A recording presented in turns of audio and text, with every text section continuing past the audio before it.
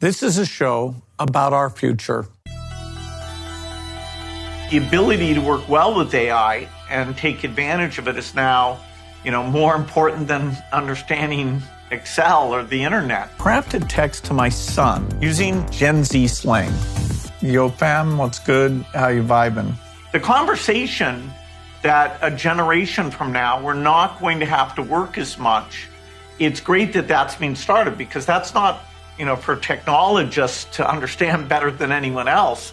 That really gets to the heart of, religious values, philosophical values, and it's kind of a nirvana, but are we going to manage it well, and how quickly does it come? At a certain point, AI will be good enough to build a better AI. So AI builds a better AI, which builds a better, which builds better, which builds better, which builds better. This episode talks both about the huge benefits that for the next 10, 20 years will be the dominant theme, but then also about how we have to rethink, how time should be used when work isn't in such short supply.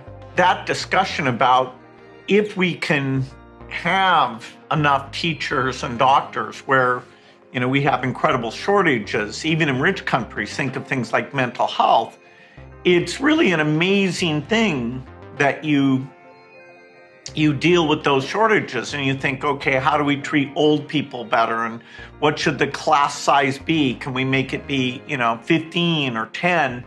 And okay, what things do we reserve for humans? We don't want to watch robots play baseball.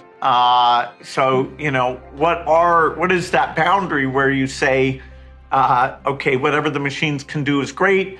And these other things, perhaps art, very social activities, intimate things, where do we keep those jobs? It's getting hard to write science fiction. There's always been conspiracy theories. We underestimate how creative Americans are. Bill Gates is part of a reptilian race that includes Tom Hanks and Lady Gaga. I think every country's struggling to find that boundary. The U.S. is a tough one because, we have the notion of the First Amendment. And so what are the exceptions, like yelling fire in a theater, and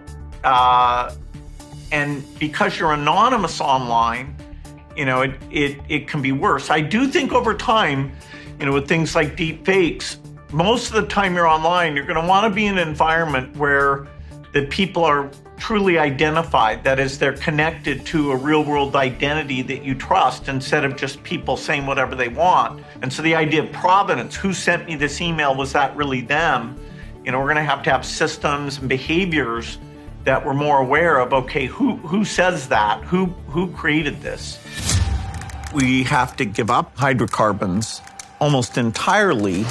I have this group, Breakthrough Energy, that was very involved in what's called the IRA bill in the United States that put in tax credits, for existing and new technologies to accelerate their deployment. And we're consulted as an expert on, okay, what's the policy to get the grid advanced? What's the policy to have permitting not slow these things down? How does hydrogen come into this? And so we're a resource, including having lots of philanthropic funds from me and other donors on the policies that drive this forward.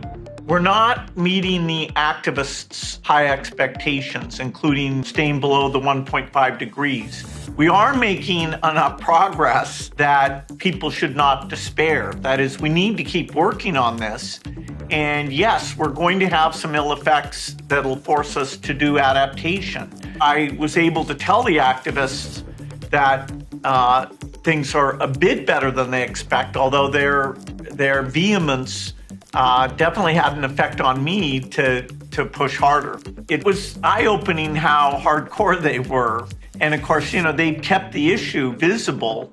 I wish it was a bipartisan issue in the U.S. Fortunately, in most countries, the argument is how to solve the climate, not, is it important at all? My hope to eradicate malaria in my lifetime. I want to eradicate in my lifetime. It's a tougher constraint. I'll be disappointed if the global health issue doesn't get significant viewership because of my time and resources, right up there with climate, that's the thing I work on the most. Like malaria deaths, which is a big focus of that, the 500,000 kids a year who are dying of that. I'm trying to be smarter about how we get everybody to care about that, so that the rich countries stay engaged in helping out.